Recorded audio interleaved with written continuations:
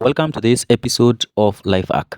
Today we are doing the facial board. This is a simple way of doing facial board without wasting a lot of time and without dirtying your iron sheet and your roofing. This is a simple way of doing the facial board. Remember, the facial board is the face of the house, and without the facial board, the house looks ugly and naked.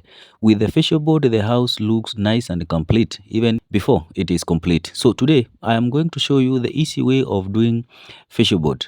So one thing you need to take into account when while you have already bought your timber and they have been planed and everything done on them. The next step you're supposed to do is not fixing them, it is painting. You're supposed to paint your facial board to completion while they are down. This is the life hack I'm teaching you today. Paint them while they are down. Don't go painting them after you have already fixed them. Secondly, don't paint them until they dry and dry completely. That is one thing you need to take into account. So before you start painting, make sure that they are completely dry. So do all your painting coats. You do the necessary coating. Remember, there are four types of paint that you can use, but two are not applicable and not right to use here. You can use Martian, you can use vinyl, you can use gloss. So you are supposed at this point supposed to use the Martian.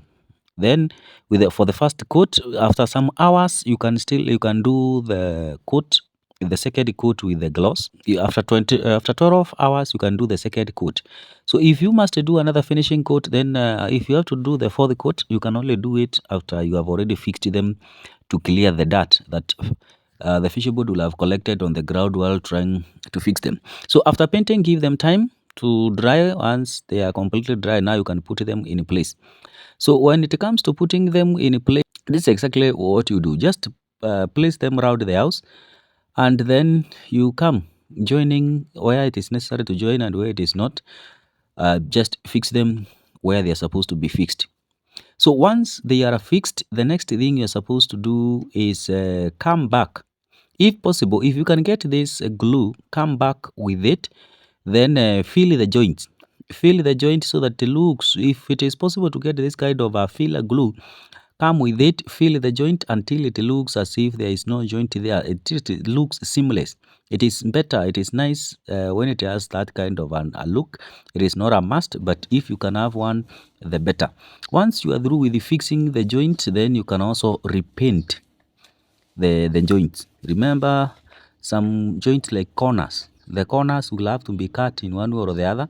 There is no way you can have a corner without doing some cutting. And remember, the part that has been cut is not painted, so you have to repaint those corners.